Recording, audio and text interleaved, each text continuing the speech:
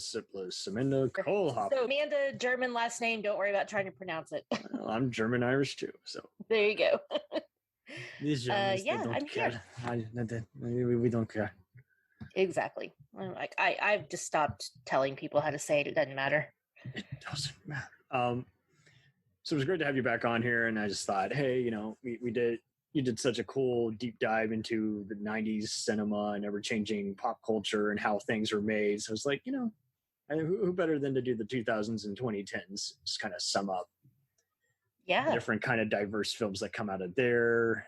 So as a lowdown for those who are about to listen, so much like we did with the last few decades, we summed up the 60s and 70s together, and then we got into the 80s, and then we took on the 90s, and here we're going to do much of the same. It's like, how do the different degrees of filmmaking, distribution, digital versus film, and type of marketing and other thematic material change as a whole. So thank you once again for making it here. Yeah, thanks for having me. I'm always down to talk about movies. Well, and you just had a cool attitude, because you also just talked about how like celebrity crushes were a bigger thing, how people were glued to the screen, but you went beyond just talking about, setting a VCR tape to record and, renting versus recording. And you're also going into how, the box office changed the whole thing. Now, if anything makes less than 30 million, it's no longer a hit. It used to be 20 million. So if it makes 30, you're breaking even.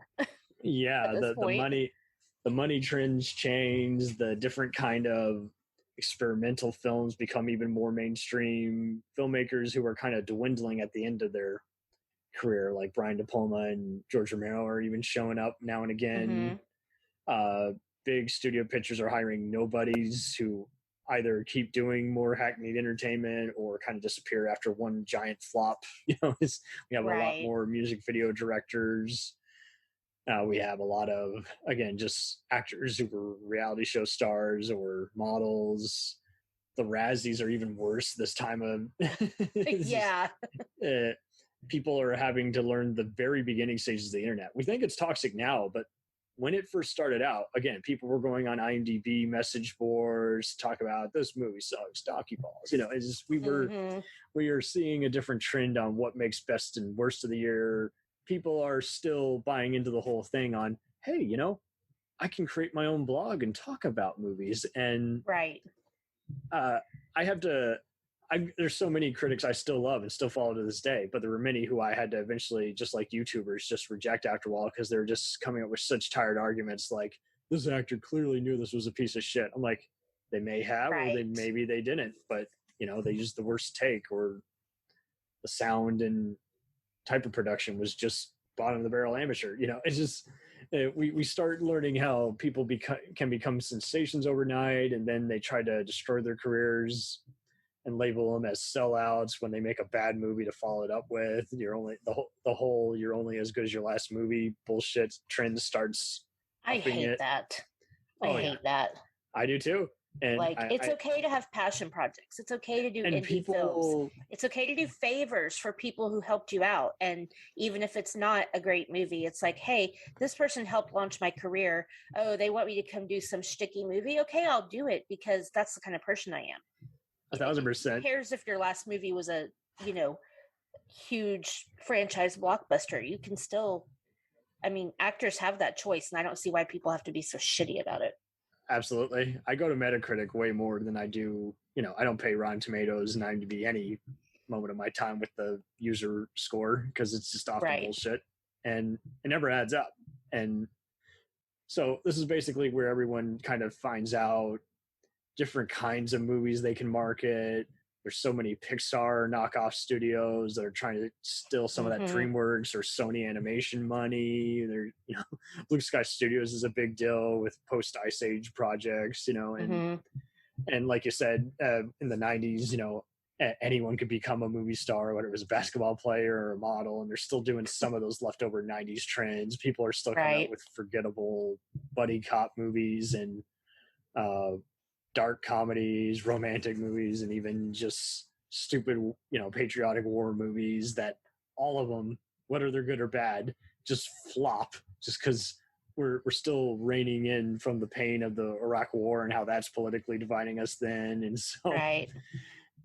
People are even doing historical movies, and people are then realizing, wow, I don't like anything for the most part that the Oscars are nominating. They're just depressing and dull. Yeah. Especially the 2010s, I feel, were like that. Oh, yeah. After 2013, I never saw another one ever again. The only one I had seen was Captain Phillips and Her one, and then all these other ones by ailing filmmakers who I no longer cared about. I was just like, fuck it. I'm not watching them anymore. It's all money. It's all.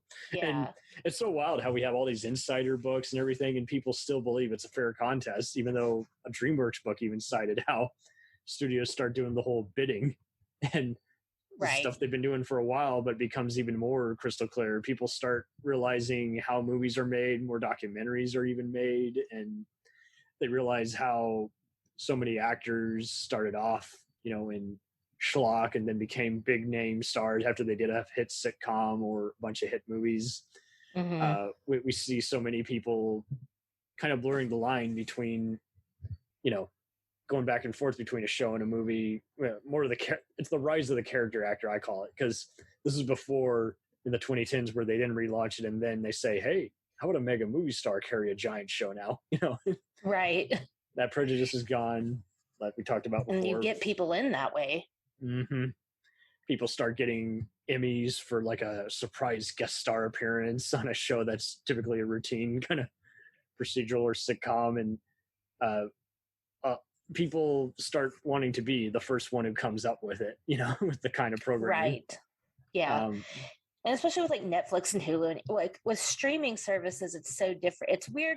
The first time Hulu I saw was really lame back in 2007. It was just coming up with it and Crackle were basically whatever free movies this month, here you go, and it's free with 7 different ads. And Netflix, it was kicking Blockbusters' ass now. When Blockbuster tried to do the whole, okay, well, we'll give you a streaming option in addition to, mailing the movies to you if you don't want to go to the store. And, this by the 2010s, a little known company called Redbox, comes out too and steals that money and says, see, we're like Blockbuster, but see, you get it at any convenience store, any casino, any, everywhere you gas station, and you can return it anywhere. It doesn't have to be the 40 minutes from your home. I can remember I don't remember it exactly, but the first time like a Netflix movie got nominated for an Academy Award or even a Golden Globe, and I'm like, how? It played in theaters for 2 weeks. Bullshit. Or it's a Netflix original that didn't play in theaters at all. And it's just like, I'm glad that they finally locked that rule, so they're not going to be able to play that bullshit anymore. But yes, like you say, this is the rise of the corporate games. We start becoming even more better known about certain producers. Just this last year, Scott Rudin finally got canceled. Joel Silver, who's known for his stylish blockbusters. By 2012, he's basically told to leave Warner Brothers because no one wants to work with his over-the-top arrogance anymore. And we start seeing a change in certain producers owning the movie and TV landscape. Now people have a little more creative freedom. The minute they have any mega hit, the studios are latching on to bigger investors now. Again, all of a sudden they're trying to determine whether something's a hit based on the China overseas money that they get. They try to, again, like you say, this is what by the 2010s we begin the whole film versus digital act, where people like Steven Soderbergh are filming it on all sorts of things, and people are making movies in literally like 2 weeks now and submitting them to Sundance. And Robert Redford steps down from Sundance. He gets tired of how it's now become a giant studio model and not the little indie free-for-all game that he originally intended it as. I would love to have gone to the Sundance Film Festival, like in its heyday. I think that would have been so cool. Because by the time I was being offered it in film school around 2014, 15, it was just a detractor because I was like, I don't want to watch movies all day. I want to watch maybe one, maybe two, like start out in the afternoon, then maybe come back in the evening, but don't all day. That's like going to a convention all day. And if all the guests suck, that's time I want back, Exactly. And so it was up in the mountains, and it was also just one of those of like, in its heyday, it was definitely pretty cool. And it just seemed like when I was seeing just the feedback, how certain movies were becoming even harder to distribute, people start, in some ways, this is what I also like, people do start accepting that, the internet is no different than direct-to-video or straight made-for-TV. This is an argument we're now having too, but people start embracing all kinds of different stars still, because they kind of faded since the 90s, and they kind of show up again. People are able to, again, still do outrageous pot-smoking comedies and martial arts movies, like 3 of them a year, and still fill the bins at Redbox since Blockbusters no more. And so that's a cool thing. So sad. Right. And it is wild how, again, TV channels start closing down and merging. New Line Cinema kind of fades into the foreground with Warner Brothers, changing it up. Comcast. And it was the house that Freddie built. Yes, absolutely.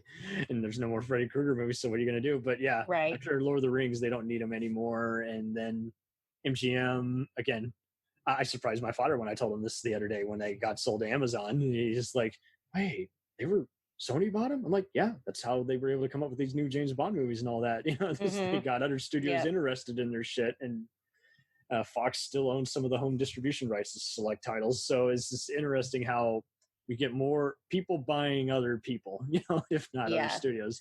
I will tell you, buys other studios. Sorry. I will tell you that Wes Craven's estate has said they are looking for a way to bring Freddie back into a new, like, not bring him back, but like reintroduce him to a new either movie or series or something, and they're actually accepting ideas. I may or may not have worked on something, but I don't have the guts to send it to them.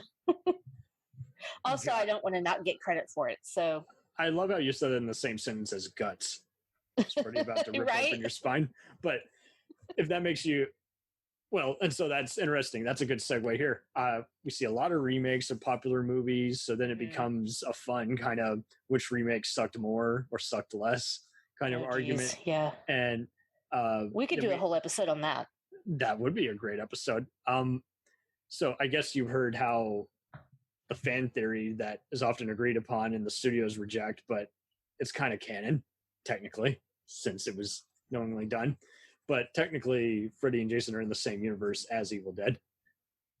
Oh, I have not heard that. Okay, really? So the Freddy glove is in Evil Dead 2 as a Sam Raimi nod to Craven. Yeah. And it shows up again in the Ash versus TV show season 1 when he gets to the house. And they crossed over. The lead producer who greenlit the whole Freddy versus Jason movie back in 2003 continued unused drafts in comic book form. There's like a 2-part issue. Interesting. And like he did like one, and then he did a sequel to it with full cooperation from Raimi's estate, and just because Universal bought Evil Dead free, and Lionsgate owned the first 2, and then again so Paramount crazy. and New Line own Freddy and Jason. So yeah, I like how we see more and more crossovers, less on TV and more on movies, everyone's adapting every other comic book. There's always an alternate audience for everything, even though, again, the numbers just aren't there. But everyone starts embracing DVD more because they really love the enhanced video and sound quality and skipping chapters, unlike on a tape where you have to fast forward if you really hate it. And some people will never know the struggle of that. They really don't. Or of accidentally recording over your favorite thing when you wanted to record something else. Mm-hmm. And then sometimes the tracking from needing to be adjusted because you just played the shit out of the tape, And I have so many tapes, I'm surprised they still play well because I played the hell out of them growing up. I've watched them at least 20 times, like 5 times a year. And you have to store them correctly. They're like albums. Like you can't have to rewind them. Yeah. Like DVDs, you can just throw in a box and put them out in the garage if you really want to. But videotapes, you can't do that. Like, you got to preserve them. 1,000%. And so before we embrace the whole digital age, we were getting into the Blu-ray wars, how some companies do a hack job. They literally just do what looks like a simple Final Cut edit where they just enhance everything and then just put it on the market. Some of them seem to be satellite TV transfers, and others are just really no better than the DVDs that are well worn out or expensive collector's items. So we see a lot of interesting innovations for home video. And then we get into the whole, I love how, again, people start going to YouTubers, and other sites because they're getting sick of listening to mainstream critics who are in on the take versus ones who they like, but they just never really see eye to eye with. And like you say, it is very common that audiences start signing up for like a private critic screening so they get a free invite to go see all the hit movies of the year and catch up on them instead of be behind the curve. Theaters change their venues and start enhancing again, even more and more. Like IMAXs are in every single one of them instead of just, one at the end of town. And there's discounts on popcorn and other shit, and Coke drinks in addition to rewards. So people find other ways to market the whole system. People find ways to show their own movies at sci-fi horror conventions and even just, I know if you can even ask AMC or even Angelica to show your movie if you just paid like $400 for the night, Oh, interesting. So maybe 2,000. So the indie filmmaking scene starts increasing, and then we start seeing just the worst of the worst, ego-headed people who are hot for a minute and then had a scandal and then had to basically rebound for 5 more years and then just sucked it up and just said, screw it, I'll just become the host of a dance competition show or a cop show, or I'll be the stud or bombshell on a doctor show. Yeah. The Blu-ray DVD thing too, I feel like, you could sort of tell, a difference, but I think where we're at, especially more now, is that it's like, it's not just the Blu-rays and the DVDs, it's your TV and what device you're using to play them. That if your TV doesn't have compatibility to recognize a DVD from 2003, it's going to play like shit. So it's like, everything's getting smarter, but everything's not compatible. And that annoys me because we have a projector and a big screen and a receiver sound system thing. But some of the audio and video options are not as up to date as some of the movies we have. Yeah, so sometimes they don't do a proper Adobe remaster or what have you, or they just import it, but it's a rough import. It's out of sync. And so, we see a lot of that. We see people getting region-free players, whereas like they can play anything from any country, whether it's Britain or Spain or Korea. And remember laser discs? Yeah, laser discs. Hot for a minute. They were hot for a minute. DVD took over, and then basically Blu-rays trying to recapture the Laserdisc magic, and make special use of special features and all that good 4K, stuff. And it's just like, no longer needing Betamax. Oh my gosh, that is old. Betamax. I remember going to the Blockbuster and making sure that I rented the VHS and not the Betamax or whatever, because they were different size tapes. Oh, for sure. I'll say you might not be that old to remember that, but oh, that's funny. So 2000s are pretty cool because like we're still seeing a lot of giant epics. We're seeing Antoine Fuqua make an impression by mixing drama with hard-boiled, 80s style action in 2000s form.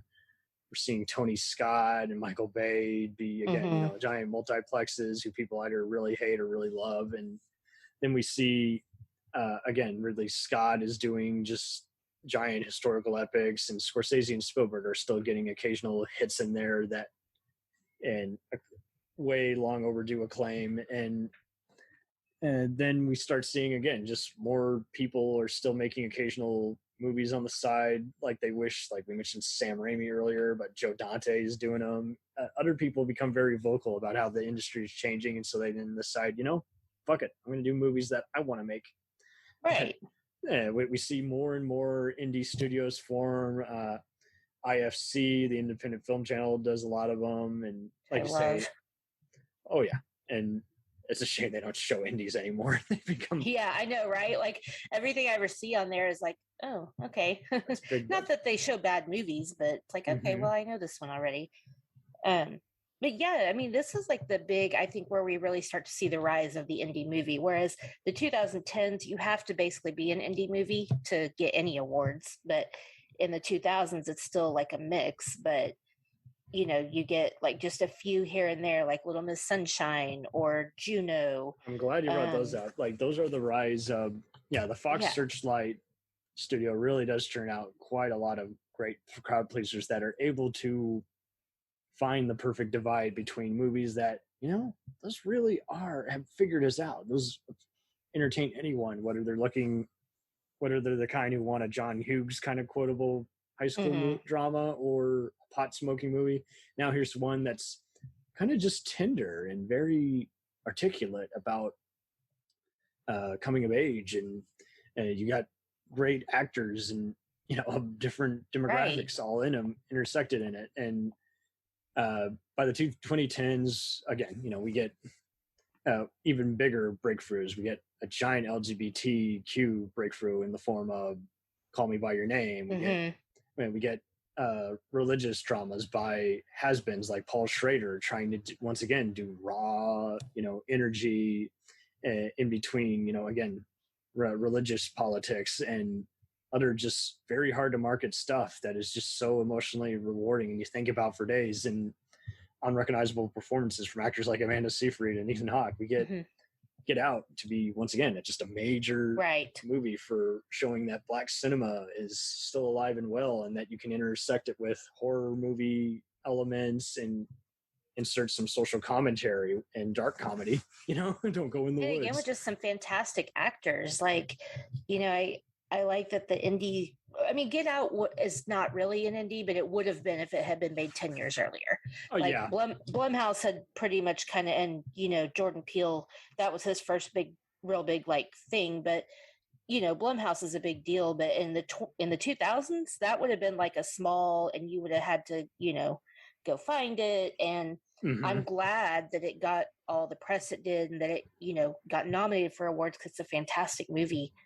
And I think that Get Out paved the way for Parasite, which not from a plot or movie standpoint, but from from the United States recognizing people of color and even people from other countries as part of our cinematic. Yeah, Minari is another one. We see other ones like that we see, like, again, just more and more historical period pieces instead of just seeing giant scale movies that wipe us out or that are 3 hours way too long. We see more and more just socially relevant movies that mirror today's world. We see Spike Lee make some great comebacks with Black Klansman after having a bunch of the hit and miss movies. We see Oliver Stone still working, but his movies just aren't always landing, unfortunately. And we see people taking a transition from the big screen to TV. M. Night Shyamalan starts producing a lot of stuff for Fox and Apple TV. We start seeing Jonathan Nolan,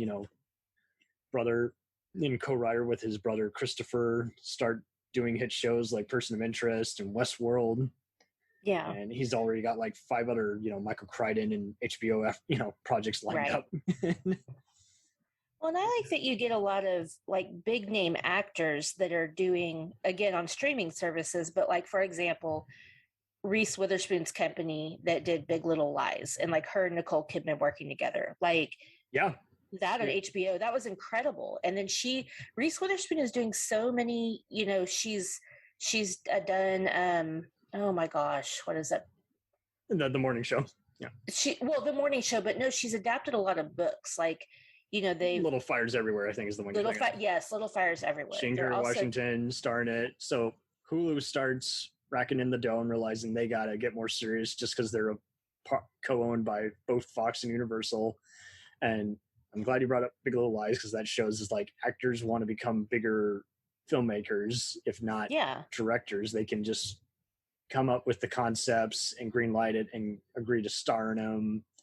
We see more and more, again, just actors headlining a show now. We see, that was by David E. Kelley. That changes his groove now. Now he wants to do less atypical, formulas and focus more on just, he starts doing shows like that and Goliath now, where he's like, okay, I can only tell the same story so many times. So I'm going to just show even more atypical kind of concepts with moody formulas and just bizarre characterizations that only the best actors can bring to life. And we see many Western TV shows, since that's kind of a dying art. It only just pops up here and there and again, with ones like the True Grit remake and Assassination by Jesse James. When we see filmmakers even embrace that they can do any kind of movie. They can do a giant Sundance hit, and then they instantly get asked to do a superhero movie that many like or don't like. We see people like David Fincher, start experimenting with darker movies like Zodiac, which is, a historical serial killer movie, and then do true life biopics like The Social Network. So we see so many very socially relevant movies that, again, like you say, every other demographic has seen and generally liked, instead of reject or get pickier, or, oh, that's a grandparent's movie. It's not a teenager or young adult movie.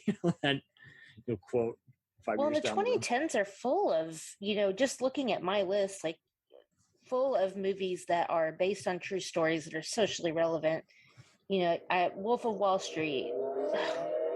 Sorry. I don't know if you need to edit that out. There's lots of noise in here. Oh, that's the Purge guys coming for you because they wanted to be mentioned. Yes, here. Exactly. But we have cult movie franchises returning. People are becoming tone deaf to reviews after a while because anything will make money. And yes, true crime movies are becoming a thing before they're becoming a big thing in podcast form. And we see even more just satires. People now want to see something like Vice or what's the one with Lakeith Stanfield? It's a funny one from 2017 with Tessa Thompson that's mixing in sci-fi elements and making fun of corporations and medicine in the future. But yeah, we get all these kinds of movies, and like you say, there's a audience for everything. And I'm looking it up now, but yeah, we see all these other people making movies overseas. Paul Verhoeven makes a bunch of horror movies and sci-fi films overseas since he's done with Hollywood. Sorry to bother you. That was the movie. Yeah. We see Selma bring up various, that was good. Tragedies about MLK's legacy, and Knives Out is another one which shows you can mix in a whodunit mystery with dark comedy.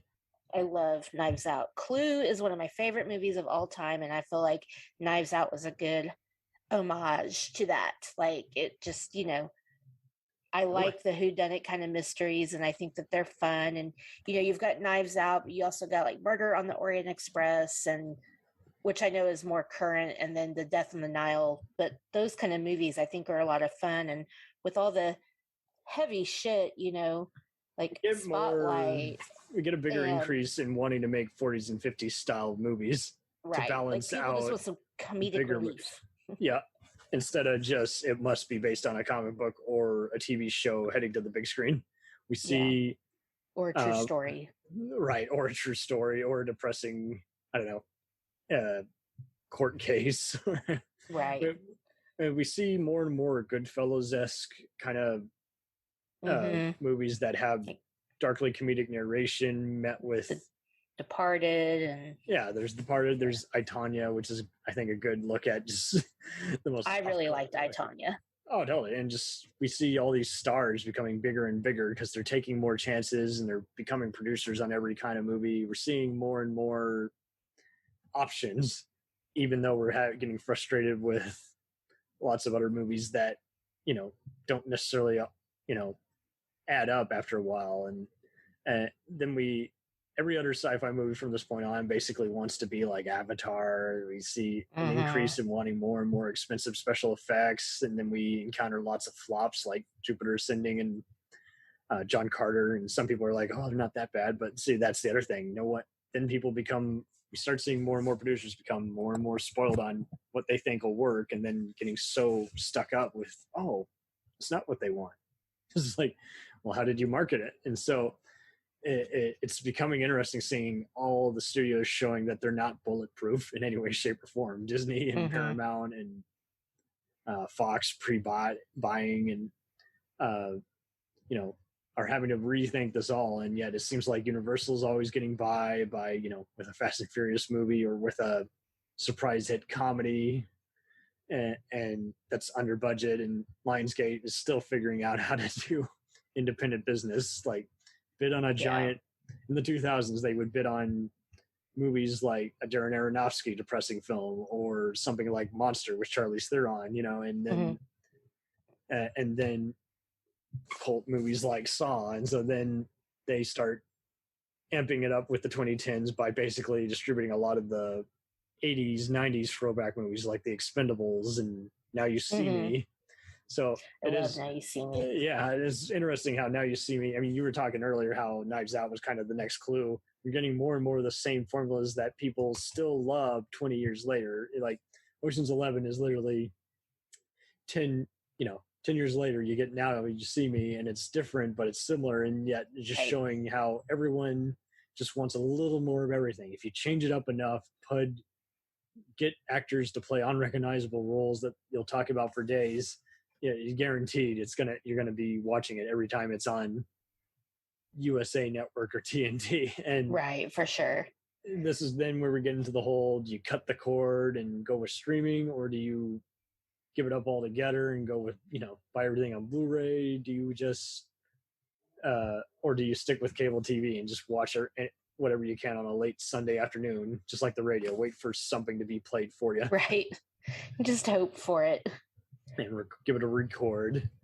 So we see everyone having to embrace all these options and not knowing that the answer's all in front of them, and they just have to use their imagination. And yet I still, to this day, I don't know about you, but I still hear or know other people who will spend an hour looking for something to watch instead of just searching and just. Oh, I'll do that. I'll search, but I'll make sure ahead of time instead of letting it eat up an entire hour and being like, oh, I'm running out of time. I got to crash in a minute. We're just so saturated with everything now that and there's so much that you want to watch, and everything's so different that it's like, okay, well, what am I in the mood for, first of all? And then even then, there's so many subgenres, and there's so many streaming, and, versus what you own, which we have a very, thorough film collection, luckily on our server, so we can access it on the TV, but Apple TV. But even still, all the streaming, it's like, what? And do I want to watch something I've already seen or something new? And isn't it funny? Each time you buy a used movie, you still have the unused digital codes that already expired like a year after they were sold. You're like, forget about it. I would have wanted to put this on my digital Apple TV somewhere, and others is like, no, I'm good. But yeah, people will start embracing, if they aren't using iTunes or just any other big outlet to buy a movie, then they're using Vudu or other stuff that they can take with them wherever they go and watch it on repeat. We're seeing that there are different in the mid 2000s, they were already doing this to begin with, but it was often with just kind of more sleazier or infamous B pictures, but they start marketing it even more. Studios infamously start in the 2000s cutting up more movies and then releasing an unrated version. So next thing you know, you can't find the PG-13 or cut anymore. You can only find the R-rated or unrated cut, and they use it as part of the marketing. Sometimes it makes a difference. People revisit certain movies and are like, oh, well, this is the version that should have been in theaters. And then there are other movies where it's still the same goddamn messy movie. It's just got more gore and boobs. Exactly. Like, it's like something about Mary where, the unrated version, you get to actually see Ben Stiller's dick get caught in his pants, but otherwise you don't. Like, I don't need to see that. Right. They didn't want to bother re-rating it. I think they're doing better with that now, as far as, like, for example, when Halloween Kills came out on Blu-ray or 4K or whatever, it had an alternate ending that they didn't show in the theaters. And I liked that because I watched it and I was like, well, I feel like they should have left that in.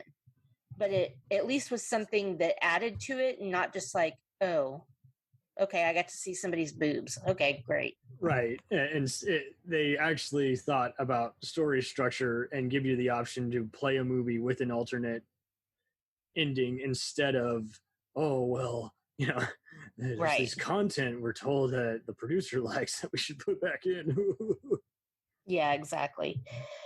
But some movies, it does make a difference. Like I saw the director's cut of Dr. Sleep, and I thought that it made it more chronological it didn't add much, order. But I liked it better. It made more sense. It was still a good movie, and I liked it either way. But sometimes it does help to have that extra content. So 1,000%.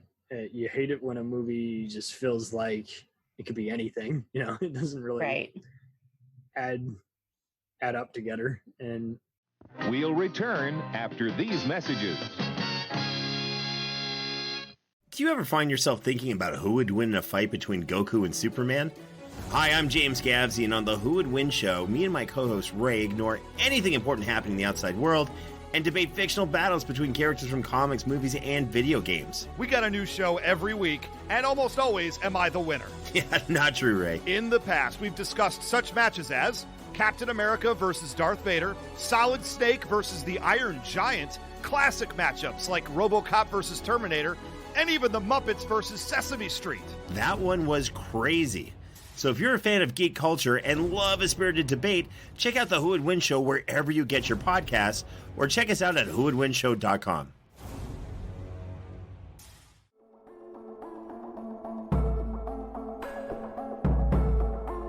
We let things pile up in the DVR, we add them to our queues, we wait for the DVDs and Blu-rays. We time shift. The Time Shifters Podcast. Sci-fi, horror, fantasy, superheroes, comedy, action, film, television, maybe some not-so-current events. Find us on iTunes or at timeshifterspodcast.com. Cool thing about Blind Knowledge is we are in multiple countries. We are worldwide all across the globe. We are in the US, we are in the UK, we are in Canada, Germany, India, Japan. We're in Australia, y'all. BlindKnowledge.com. Now back to the feature presentation. Dragon Ball Z, One Piece, Naruto, all things that we love, all manga that were originally published in the legendary magazine Weekly Shonen Jump. But not every series can run for 300 chapters and have a hit anime. This is David. This is Jordan. We're the hosts of Shonen Flop. Each episode we look at manga that ran in Jump that didn't quite make it. We discuss what it did wrong, what it did right, how the series could have turned itself around, and ultimately, was it a flop or not? We're on all your favorite podcast apps, and you can find us at shonenflop.com. Keep on flopping, floppers. We start noticing increase in, like you say, just options, and then people embracing options, and then realizing there is not going to be just any consistency to certain movies. People are having to actually wake up and think outside the box and realize there are so many different levels, to everything now. Some movies are only going to be a one-time watch versus, like you say, like watch 5 different times and notice something new each time. Yeah, there's a lot of movies that I have suggested to people that I'll be like, I'm only going to watch this once, but it's worth a watch. And it's usually movies like Schindler's List or like 12 Years a Slave, which came out in the 2010s. Or I think that's a good contrast. 12 Years a Slave is a perfect example of a Schindler's List where you're just like, I'm still thinking about it. It's still scarred me for life. It's still a great movie, but can't watch it again. And it's not gonna happen. But it's a good movie because I'm still admiring it. I'm still thinking about it daily, even just in my cinematic geekdom universe. So yeah, it is funny how it's like we're getting a lot of that, and there are other ones where it's like, well, the more I rewatch this, mindless blockbuster, the more I hate it. It never was good to begin with. Now I'm hearing the criticism that was unleashed upon it, and why did it take 10 watches for me to find that out? I'm an idiot. We're noticing more and more. We're allowing ourselves to actually realize what tone and mood and style really actually means after a while, instead of just, well, critics are idiots. Oh, yeah, it is pretty stupid when you become 30. Oh my God, this movie sucks. Well, I just think we get a lot more movies, especially from 2010s to now, that are like this. I know people that won't watch, like, for example, Schindler's List. They've never seen it because they can't. It's too hard for me to watch. Okay, unless. And yet they're going to go see Top Gun too because they I can handle Right. mindless. Like, you need to, yes, it's hard, but I think one of the problems we have as a society is that not only are we not learning about this stuff as much at school, we are too fragile to even subject ourselves to it for a couple of hours. Like, would I suggest Schindler's List or 12 Years a Slave is something you should just watch over and over? Fuck no. But you need to watch it once. It's something you need to see to understand the atrocities that Even people watch have movies suffered. you don't care about just once, just to see why you don't like them, instead of saying, well, someone in this review who I trust often talks smack about it. That doesn't count. They don't speak for you. They're not your lawyer. You go out and watch it. But yes, we have an increase. I mean, even before our current political, climate and culture wars, we start seeing more and more movies get killed by social media and TikTok bashing. We start seeing more and more stuff that we just can't talk about, even though we saw signs of it in the 2010s, where we would see people complain online, oh, that movie was so good, but that ending was offensive, that had terrible directing, or the plot didn't make sense. It felt like a last minute rewrite. We start opening ourselves up and realizing everything is a multi-step process. Producers green light stuff and sometimes take over projects. Directors disown it, even though it may not necessarily be a bad movie. It might actually be one of their best movies in their resume. They're just too close to it, and we have to take that with a grain of salt.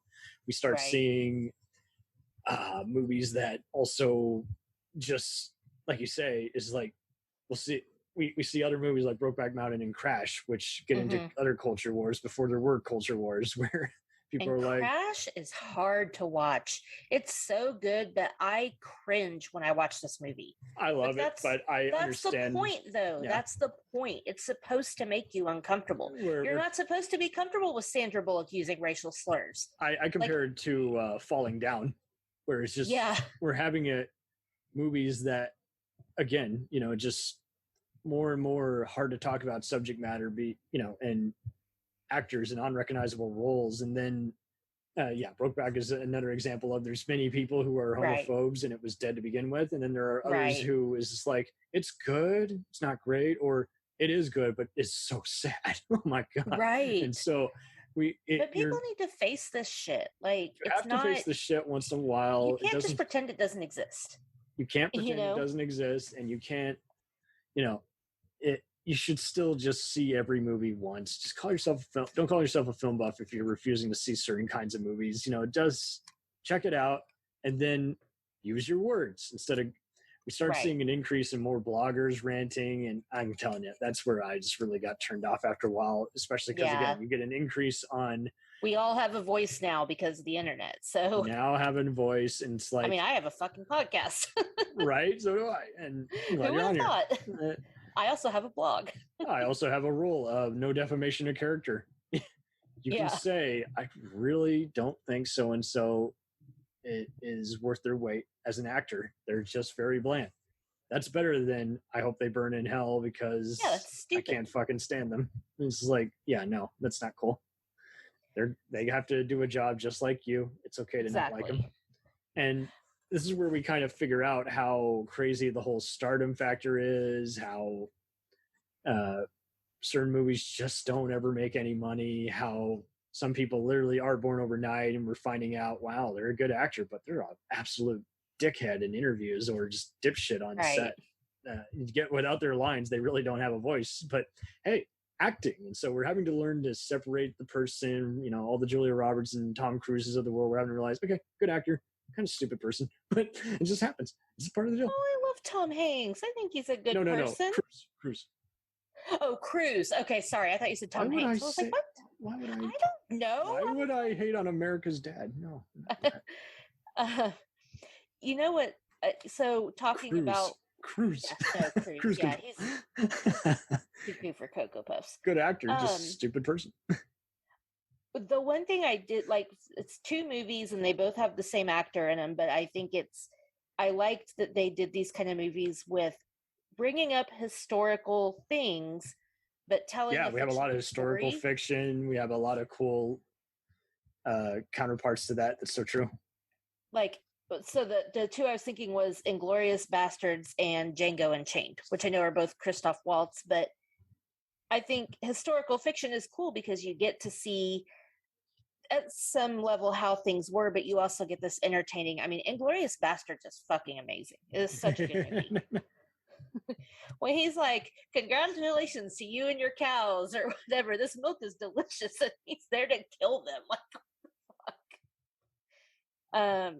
But those movies are hard to watch too. I mean, Django Unchained is hard to watch. You get to, yes. I mean, even though it is a comedy, it is still, I don't like to watch people being whipped, especially like Black people as slaves being whipped. I don't want to see that. It makes me very sad and uncomfortable and hurt. But yeah, we have to sit with that stuff. When Spotlight came out, I love Spotlight, but I didn't want to watch it. I don't want to think about these little kids being molested by their. It was pretty good. It's probably one of the fewer movies where everyone was like kind of cool with winning, even though again they weren't going to watch it again because it just felt more natural and it was rewarding to fans of the actors to see them in good roles. And like you say, it does have material. It's like, yeah, I'm not watching that again. I get where its heart is in the right place, but at least it's not an exploitation movie like some. Exactly. We see so many other movies where we're just like, hey, you're a good actor. I'm sure this was great for you to bring to light, but there are many others that we see down the road where we're just like, I don't want to see it. It's about incest. It's about a, rapist turned rock star. It's about a. Yeah. It's about thanks. It's about a massacre at a Grand Canyon by serial killers. I don't want to see that.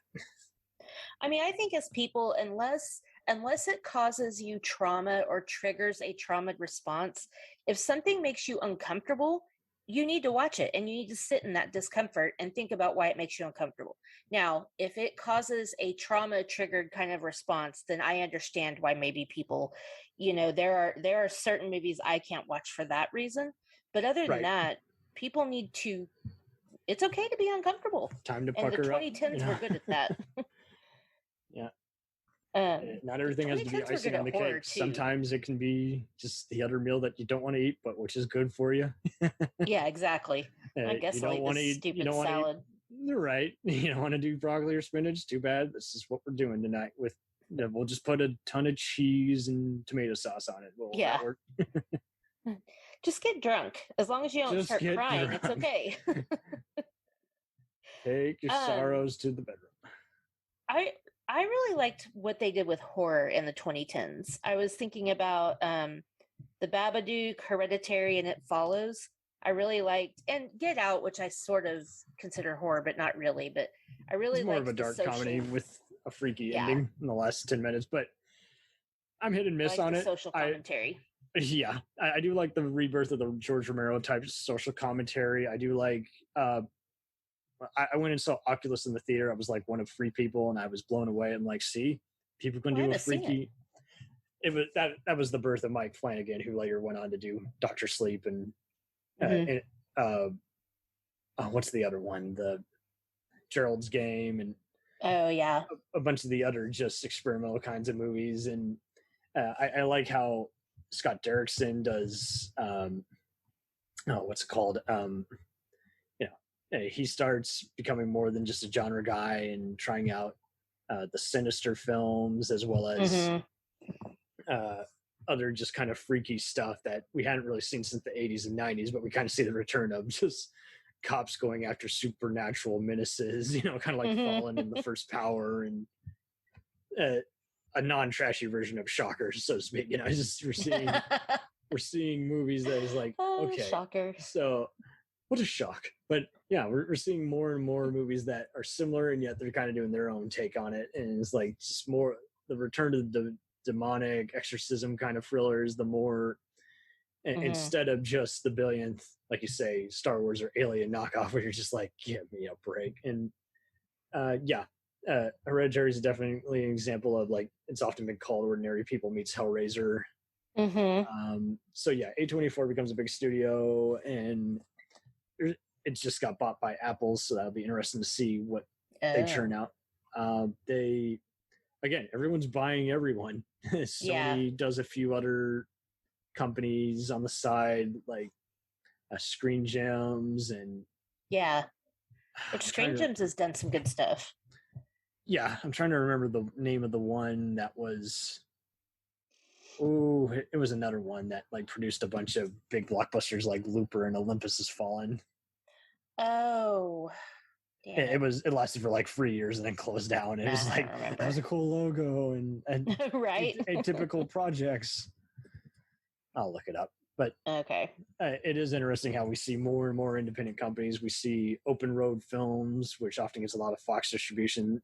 Styx is another current one. They do a lot of Heat and Training Day kind of movies, just cops and robbers type of stuff with giant all-star casts like 999 and 21 Bridges, so which is Chadwick Boseman's last movie. And again, we just see more and more people just trying to just come up with concepts that aren't exactly, not everything has to be Inception or like you say, a Saw or even a Black Swan. Yeah, or even similar to a hit TV show on at that time, like CSI or right. Like everything, especially the 2010s, I feel like there were so many just mindfuck kind of movies like Inception and Black movies Swan. That people would hate watch. We started inventing that term. Parasite, Gone Girl, like yeah, Gone Girl's a great example. People arguing about the ending for years, even though it's a pretty clear-cut ending. They're like, yeah, but how am I supposed to feel? Well, you're supposed to feel pretty fucked up. Yeah, you're supposed to feel like this sucks. And the book, you get a lot more deep dive into their characters, obviously, but I think it's a good social commentary, not only on how we embrace true crime, like obviously that's modeled after Scott Peterson. We kind of know that that's what that's modeled after. And I will just go on the record for saying that I don't know whether or not he did it. I think that he did, but he did not get a fair trial. They did not prove he killed her. But because of media, and especially now with social media, it's so easy, and they break it down in that movie, to see how stuff gets taken out of context and gets blown up, or he's not crying, he's a sociopath. Oh, he is crying, he's a liar. And the way that we are as people, it's like we see these people and we want them to be exactly what we think they should be. And I thought that was a good movie for that, but also it reminded me of other popular movies like Presumed Innocent and A Perfect Murder. It was kind of the return. I love that movie. Oh yeah, just the fun movies you grew up watching and everyone had seen, even if they didn't necessarily know the name. They knew the stars and the directors and writers and the themes involved with it. And so yeah, there's like we're seeing a return to more and more movies that have to outline stuff that, again, it's in the form of an entertaining mystery with great plot twists and great style and a moody visual look, and actors who people generally were the butt of many jokes, like Ben Affleck and Tyler Perry of all people, just being unrecognizable performances. And we're showing how anyone can be good in anything, and anything can be talked about with the right filmmaker who knows how to engage. And even the neo-Nazis on social media will shut up because it's too much for even their stupid minds. So and so yeah, the company I was trying to reference earlier that used to be distributed by Sony, Film District, that was the one. So, I remember giant off some neon letters, and apparently it's now owned by, I think it was owned by Universal briefly. Yeah, and so so it's been taken over by Focus Features. So that was another cool company that came out in the 2000s, 2010s. Is like Universal had their own indie company, and it was just so wild how, them and Rogue and even Sony Pictures comes out with Stage 6. It's just films that want to get a limited release, if not direct-to-video release, and you never know what you're in for, but it's always atypical. But yeah, Universal came out with so many different kinds of movies, including Swimming Pool, Sylvia, 21 Grams, The Door on the Floor, Broken Flowers, The Constant Gardener, the 2005 Pride and Prejudice, Talk to Me, which I think is a very underrated look at the radio life during the 70s, Eastern Promises, Atonement, In Burgess, The Limits of Control, and Pirate Radio. So they continue on into the 2010s with The American, Hannah, Beginners, The Debt, Pariah, which I think is another wonderful LGBTQ film. Oh, I haven't seen that one. Yeah. Check it out. That is so excellent. That launched indie filmmaker D. Ray's, and it showed how, again, it's tough growing up as a 70-year-old, closeted woman as a minority, and learning how to fend for yourself. And this is the rise of where we start seeing people like Spike Lee. He's one of the producers on this. He gives him like $10K, to distribute this. We see more and more people like start putting their names on something. Redford puts his name on anything that he has faith in. We start seeing, again, anything, even basically George Clooney is involved with anything Steven Soderbergh's involved with, even if they're not directing or starring respectively. We start seeing more and more, like Forrest Whitaker apparently helped get Fruitvale Station get funded. Oh, that's cool. It's another one where it's like, you can name anyone who's seen Creed or Black Panther, but have you seen the movie that got that indie filmmaker? Such a different style, because he was working with nothing and he was making Michael B. Jordan become a star and all these other actors unrecognizable. And so, we see other actors like Felicity Jones, Eddie Redmayne, and take off. We see even actors who we've come to respect for years, like John Leguizamo, Vincent D'Onofrio, and Marisa Tomei, and all these other people just start becoming a more and more atypical kind of crowd pleasers. Viola Davis really starts taking off. TV actors like just from like every other giant show start really doing a lot of movies and eating at rental stores. We start seeing atypical performances. Like we start seeing typically comedic actors like John Goodman and Bryan Cranston become very, very dramatic, to where we're like, we forgot that they started out being very funny people. And we start noticing. Have you seen The Righteous Gemstones? Yes. Oh my fucking God. I love that show. That's another show so much. How does it exist? Because it's just like the right people talk to the right programmers. The programmers start freeing up. We start seeing more and more filmmakers do films that aren't typical of their style, and that's okay. They can do it without, having their career be killed. We start seeing companies just split the bill now. We have Perfect World Pictures is another big company, Regency Entertainment. Village Roadshow starts working with Sony instead of Warner Brothers. So it's like people start changing different loyalties, and it's funny how certain companies even start producing less and less certain movies. Like Universal, again, just goes, it focuses less as it goes on in worrying about whether they win all the Oscars, and more on their TV programming and more on just having a hit stoner movie and giant car racing with Vin Diesel every year. They also, they partnered with Blumhouse on Halloween 2018, which I think was, it's a reboot, but for a reboot, I think, and so speaking of Righteous Gemstones, Danny McBride, he's part of that. I think Halloween 2018 is one of my favorite movies from the decade because it was made by fans. It was basically... This is true. We start seeing for a while in the 2000s, it starts off with doing a 2009 Star Trek, or being like The Dark Knight, or just one of those other giant movies. Everyone's trying to make it be like that kind of movie. But then they stop doing that, and then they start doing, in the 2010s, they do two different reboots of Ghostbusters. The last movie that I really liked seeing in the theaters, and a hot take, was Terminator Dark Fate. And everyone was like, oh, it's a box office bomb. I'm like, guys, it was supposed to be the final actual finale. Right. You get all these reboots, and some of them are good and some of them aren't. But like, we become oversaturated, and it's hard for everyone to keep up with everything because audiences don't Google stuff, unfortunately. And I think when you get people who, and again, I'm just like using Halloween 2018 as an example, you get people who love the franchise, who grew up with it, who respect the story and the characters, like David Gordon Green and Danny McBride and Jason Blum, and they're all like, okay, somebody is going to redo this movie. If we don't do it, somebody's going to do it. So, and to get John Carpenter's blessing, and you can tell by watching it, granted, it's a horror movie. It's not an Oscar winner, but you can tell by watching it, it was made by people who love it because of all I can the definitely Easter get eggs behind and that all the. one versus Kills, which didn't make any sense.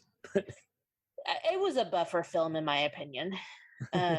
Yeah, it was a buffer to the last one. And we started seeing people realize that there's an audience for everything, even though it was 20 years ago. They make more Star Wars movies. They make the Hobbit prequel trilogy. They make, and you know, it's wild how Halloween came out just after the remake films, and they did a sequel to the remake with Rob Zombie. And so then, like, Rob Zombie ruined our movie, right? And so then everyone's having to accept different fandoms of different things, and it's kind of like the Twilight Zone in Star Trek. Everyone's going to do a different take on the same damn thing every 5 years. Right. They're already talking about another Friday the 13th remake, and I'm like, okay, knock yourselves out. Yeah, if they could do it, the problem was they did like Rob Zombie Halloween, but then they did the Nightmare on Elm Street and the Friday the 13th, 2009, and I want to say, I can't remember when Nightmare on Elm Street was, around the same time. I encourage everyone to basically, they're a piece of work, but I always encourage everyone to kind of do the Evil Dead routine. Do a silent remake that doesn't offend anybody. And regardless of whether they like it or don't care for it, it doesn't piss them off. And then hit it back with a giant, large-scale TV, 3-part thing. Right. And then announce that you're still going to do another proper sequel to it again down the road, even though, the studio doesn't want to make it, but you do want to make it. So if people are realizing they can make anything continue on, and so this is where, every other thing seems to get a crowdfunder. I've never seen it. I saw the movie and I didn't know what was going on, but Veronica Mars was an example of some successful movie that was funded by the fans. Yeah.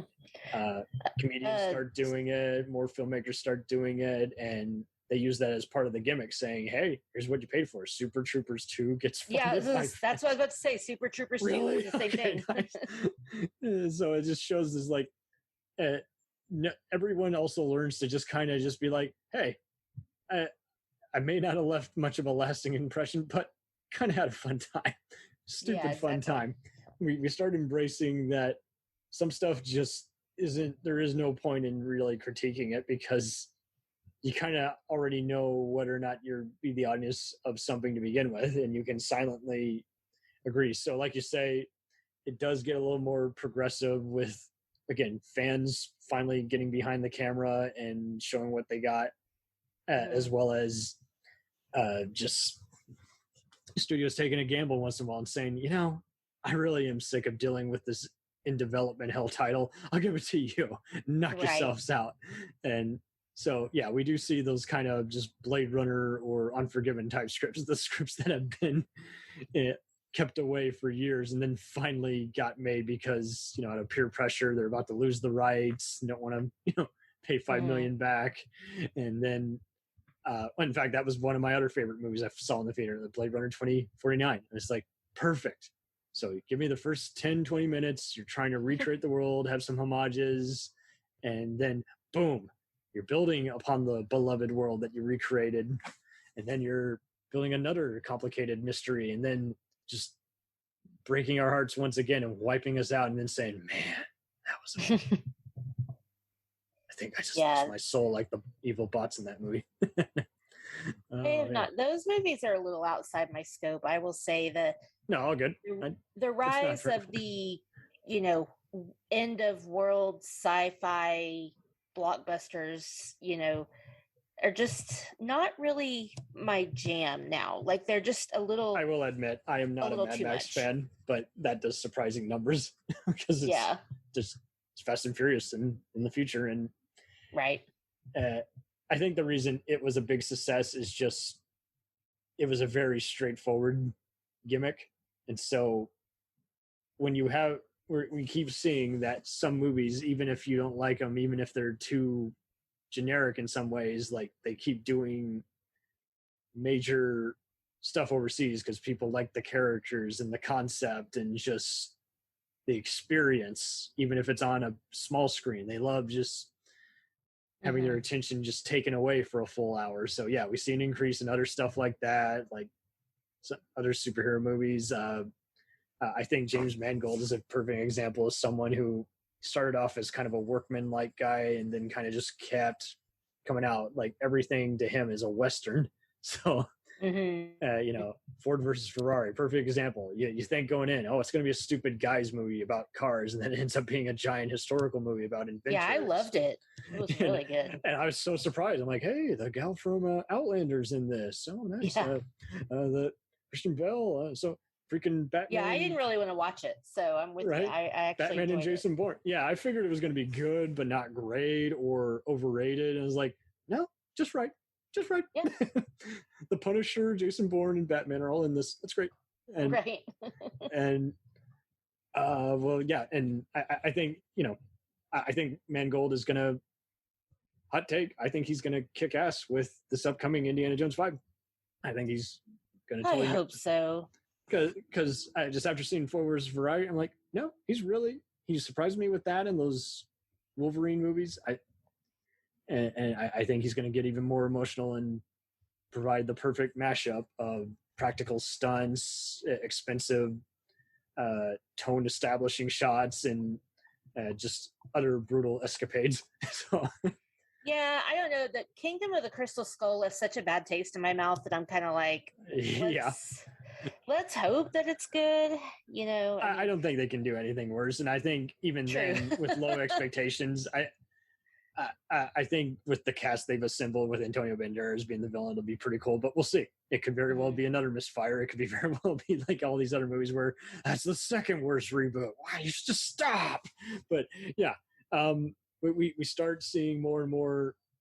You know, by this point, also many other actors are resurrecting their careers by, like you say, doing a surprise cameo, which was underplayed. No one knew they were in this horror movie or this wacky comedy that won all the awards or all the attention that year. We see more and more of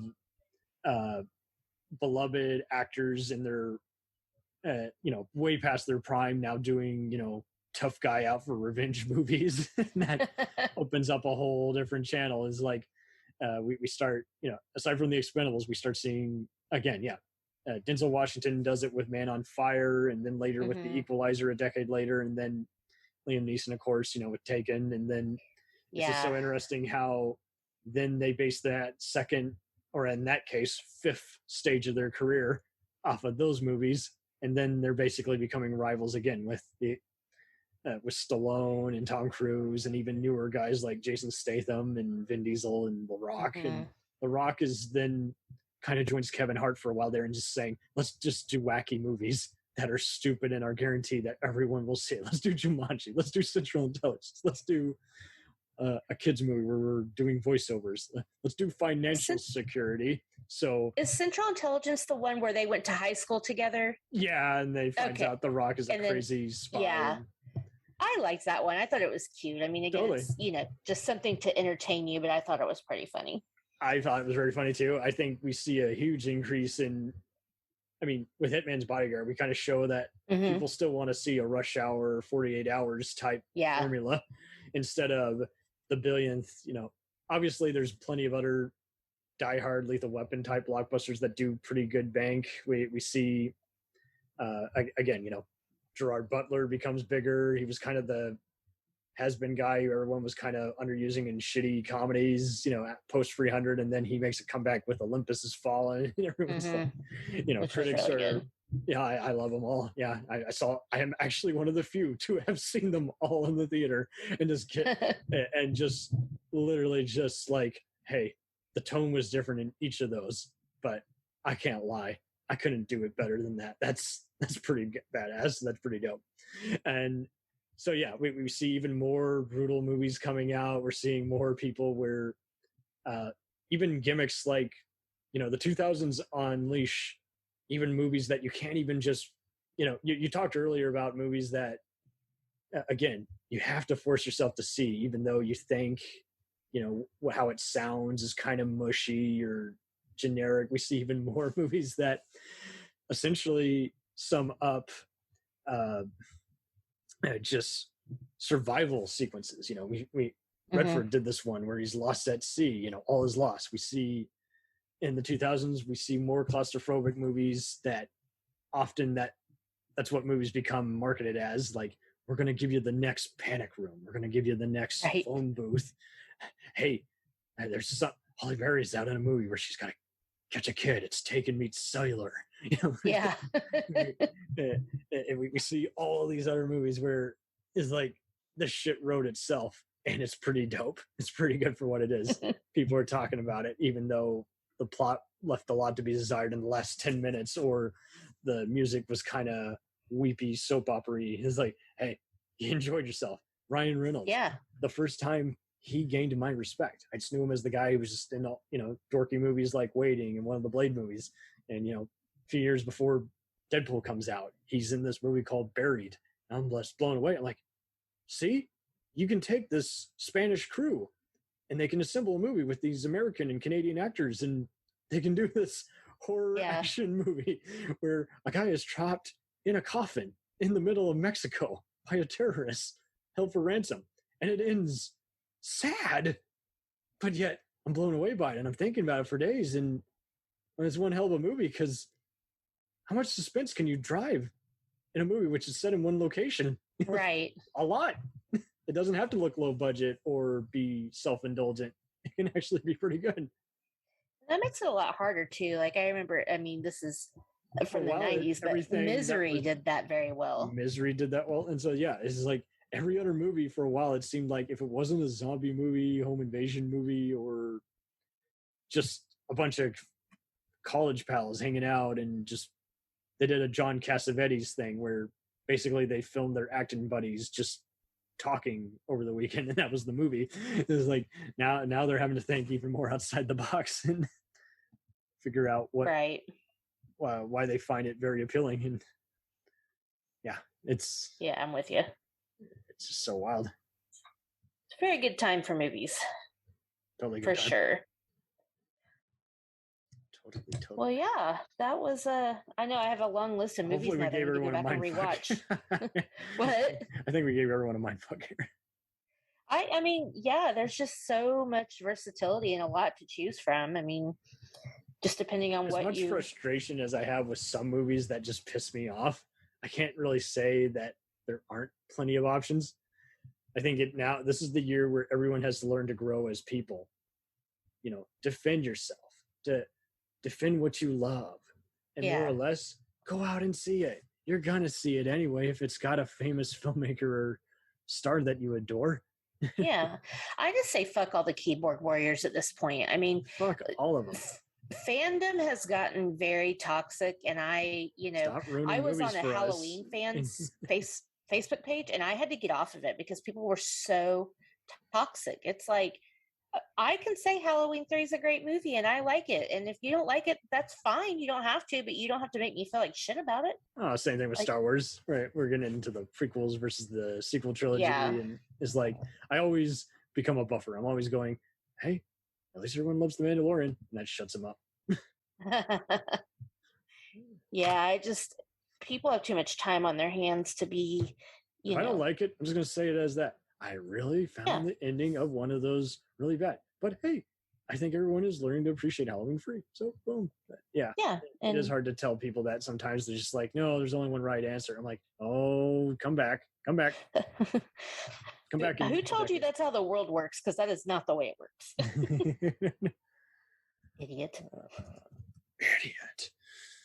Yeah, we see an increase in, we kind of glossed over it. I mean, more movies were even trying to be like Napoleon Dynamite, and even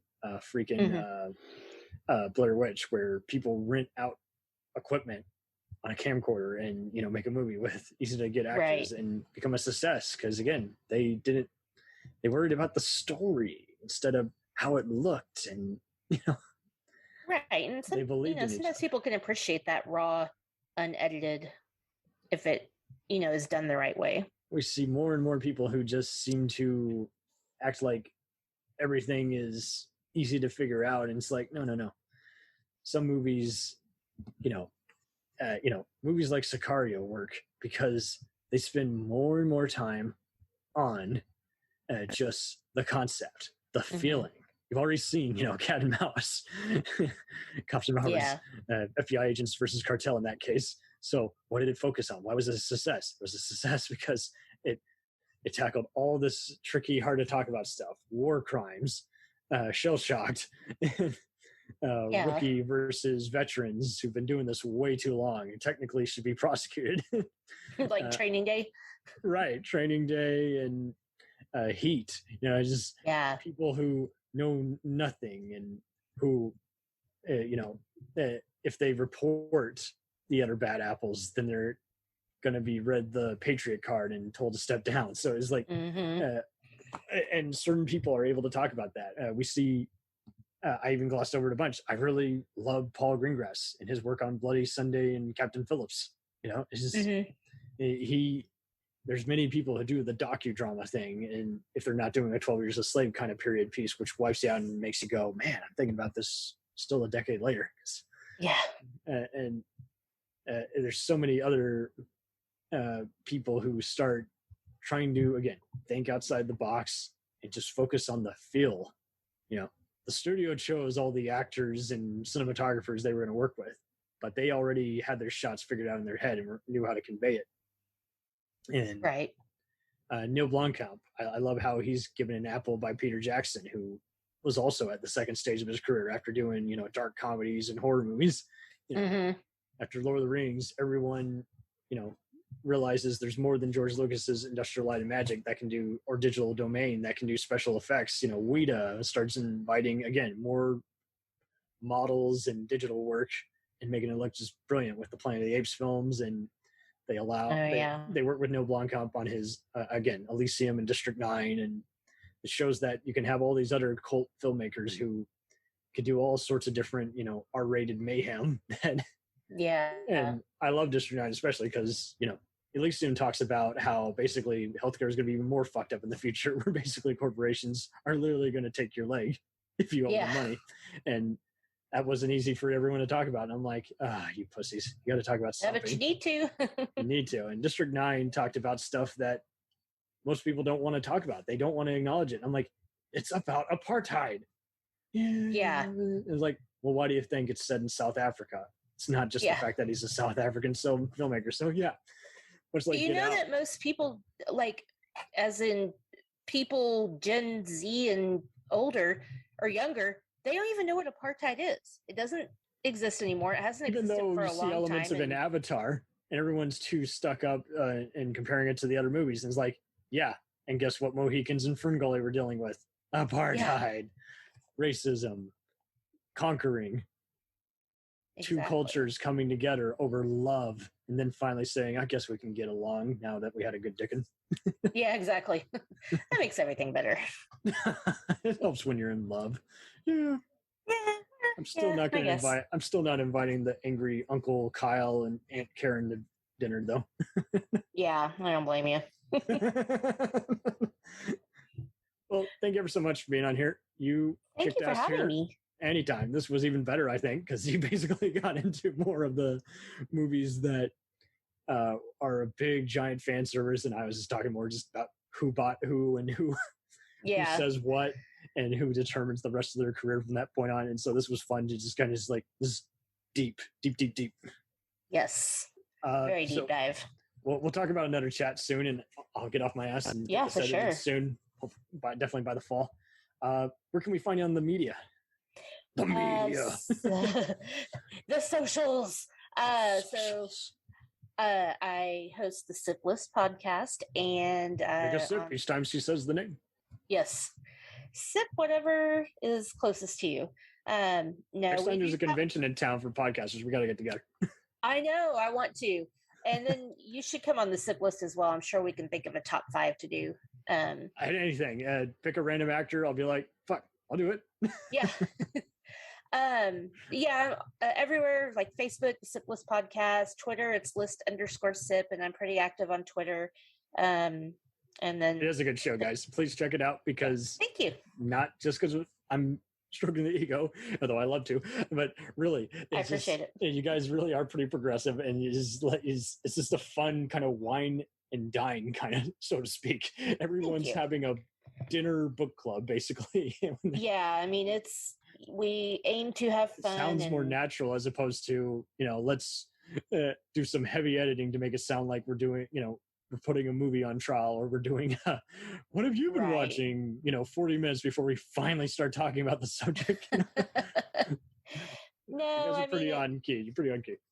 Thanks. We have a lot of fun, and I'm always welcoming new guests. So yeah, anybody who's listening or wants a topic done or wants to come on, listen. Finish him. Thank you. Oh God, I'm so glad we had this whole chat without even getting into video game movies. What would be? I know. Well, and we didn't even get into raunchy comedies either. So I was thinking about The Hangover and Anchorman. Yeah, I just said Universal did a Judd Apatow movie every other. True. That's all I did. I was just like, I didn't say they were always good. There was a lot. Well, we'll talk about that next time. Thank you for having me. Anytime. This was a delight. Well, have a great night.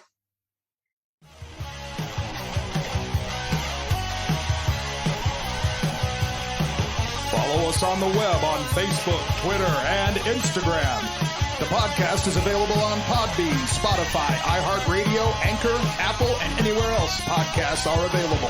Feel free to review our show and leave comments on any of those sites. Thanks a million for listening. It's a